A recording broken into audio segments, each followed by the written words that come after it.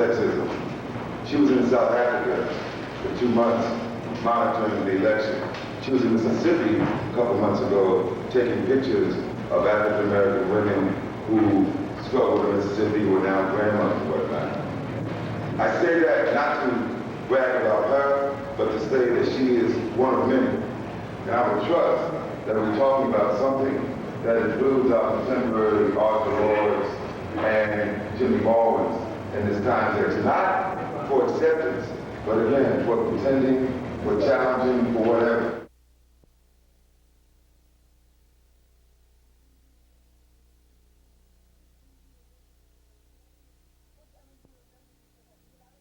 Well, I mean, do you remember just the whole, because I remember you coming to me and telling me, or in some, one of our many fights that we had, that you thought I was gay, and how I was distraught and upset about that. Right. And so I just wanted to talk about, A, how did you think, what made you come to that conclusion, okay?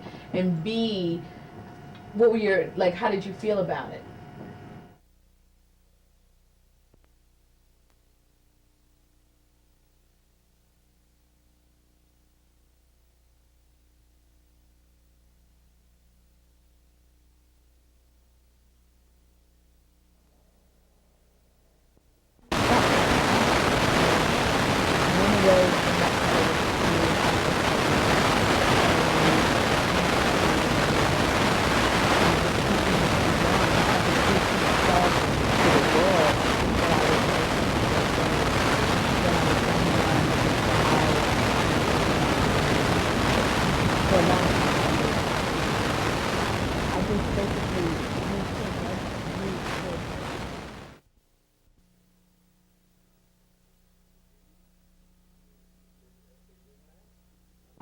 It didn't matter. I mean, you being gay did not matter at all. To the extent that I was concerned about you being gay, it was only in the context of you spitting off into that wing of the African American gay and lesbian community that gets into this. The black community ain't into nothing. They all homophobic, white women lovers, and all that phenomena. That was more of a concern to me. A kind of a notion of putting down the African American community.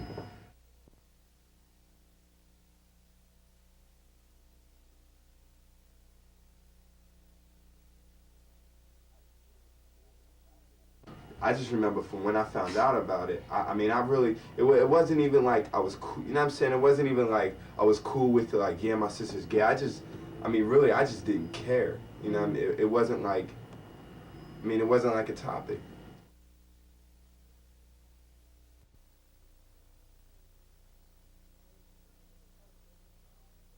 For me, the conversations were always, and what I remember is us being on the train, the Broad Street line, coming home from Girls High. And maybe once a month, every 6 weeks or something, there would be well, I think lesbians and homosexuality is really interesting. What do you think? And I'd say, it's there. And you'd say, well, do you ever think you could kiss another woman? I'm just speaking hypothetically. And I'd say, not really. And you'd say, And I'd say, do you think about it? You'd say, no. It's just really curious. And I'd go, okay. And that would be it until 4 to 6 weeks later. Natalie was one of my best friends in high school. We were true blue friends. We hung, we cheated, we hookied, we did it all together. And there were very few things that we kept from each other. I definitely kept one part of my identity from her, and that was the fact that I was a lesbian. And I was afraid that if I told her that I was gay, that I would lose her as a friend. And unfortunately, that did happen. A mutual friend of ours told her that I was a lesbian, and she stopped speaking to me. I wrote her a letter, explained to her that yes, I am a lesbian, yes, I have a girlfriend, but that shouldn't mean anything. That shouldn't affect our friendship. And unfortunately, it did affect our friendship. Things were never the same. We did get back together, become friends again, but it was all under the pretense of me being heterosexual. So obviously that couldn't last too long, because after I went through that phase, I was back to being a dyke, and she was nowhere to be found. And it's a painful thing because I really thought that Allie was going to be a part of my life forever. And it just pains me still now, even though it's 12 years. It's been 12 years since all this madness has happened, but that she stopped being my friend because I was in love with women. The only images I have of you are when I was young, are except for Young Doctors in Love, but are at Rubicam Street and on the phone and talking to Natalie. Spring semester of my sophomore year in college, I thought something was wrong with me because it had been a year since I had sex. It wasn't so much about me not having sex. I just think that I was struggling with my sexuality, with the fact of me being a lesbian. And I went to Mexico on a school program for 14 days and basically trying to prove that I was straight, used poor judgment, and was raped. And then trying to deny that I was raped, had consensual sex the following night, and after it was all said and done, I came home and was pregnant at 19 and couldn't really talk about it. And fortunately, I was able to have a safe and legal abortion, but I don't know. I think for me, it's so clear that all of that was about homophobia. It was my internalized homophobia. It was homophobia in the society, me trying to prove that I was straight, that I had to go and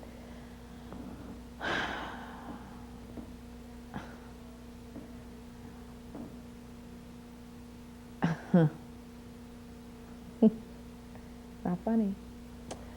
Me trying to prove that I was heterosexual wound up in two really messed up situations that didn't prove anything.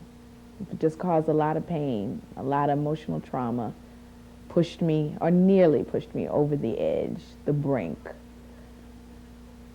All because I thought being gay was a sin. So I thought it was abnormal.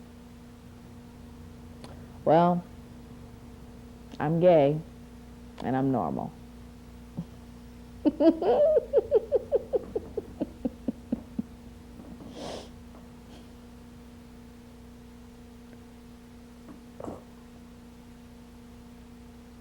And we started talking a lot during that New York trip about, you know what I'm saying, New York about trip? the one where we went to see Cliffhanger, and you told me about Mexico downstairs, and we just walked around. I think that's when you started telling me about a lot of things, and you said Esperanza helped me realize that I need to love my brother and whatnot and everything. And I remember Esperanza bringing us close, and like the thing about your girl, like I've always been, I haven't always been close to your girlfriends, but as far as Esperanza, like I loved Esperanza, man. And it was weird because I never even thought about it like in a female context, you know what I'm saying? Like I never thought like, damn, Aisha is dating a female and not a male, and like I would never feel when we're walking down the street or anything. It was just like, this is Aisha's girlfriend for me, and it was like, it really was never an issue for me. I don't even know, you know.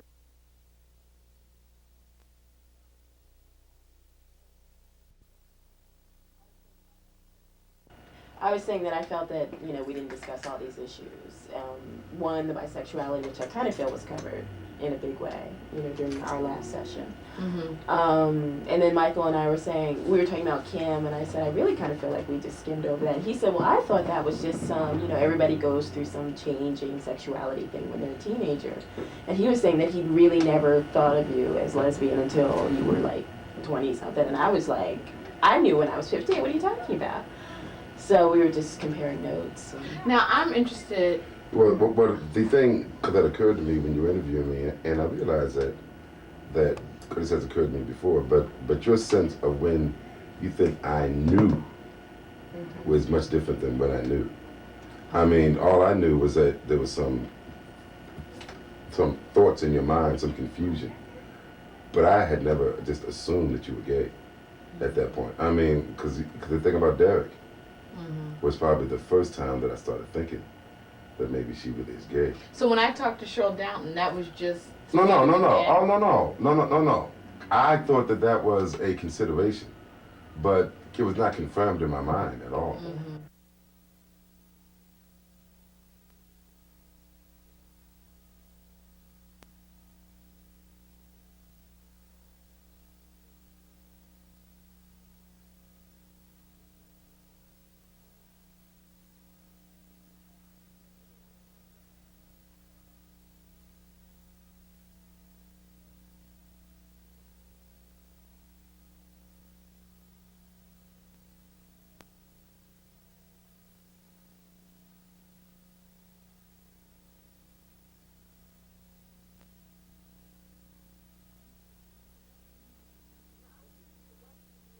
Now I'm curious to see why you say you've known since you're 15. I didn't know at 15.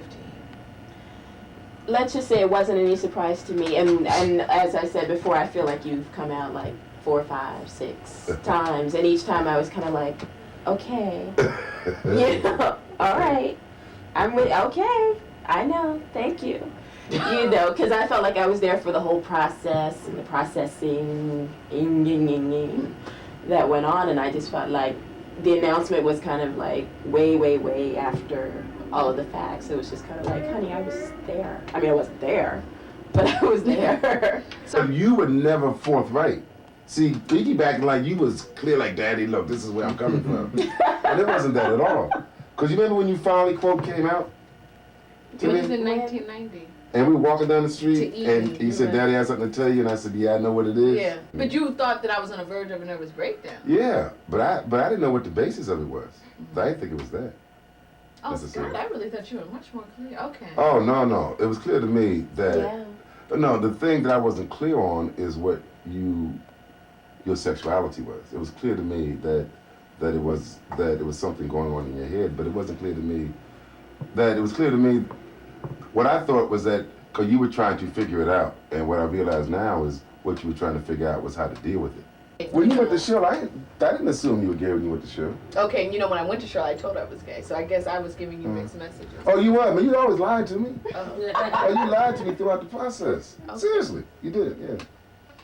Dad, that's not lie. Misrepresented. Okay. Yeah. Misrepresented. Okay. You misrepresented. Mm-hmm. Yeah. Yeah. And so the thing that I was so struck by in terms of you and Yvonne's conversation was how long you've been dealing with it. Oh, yeah. Because I didn't realize you've been dealing with it long. I remember taking the bus one night, taking the 38 late, going to Giovanni's room and buying Homegirls by Barbara Smith and One Teenager and 10 and reading. Oh, yeah, I remember that. I remember being at your house and us trying to, I bought you like Dykes to Watch Out For or something as a gift, and you were like, I gotta hide it. Shit.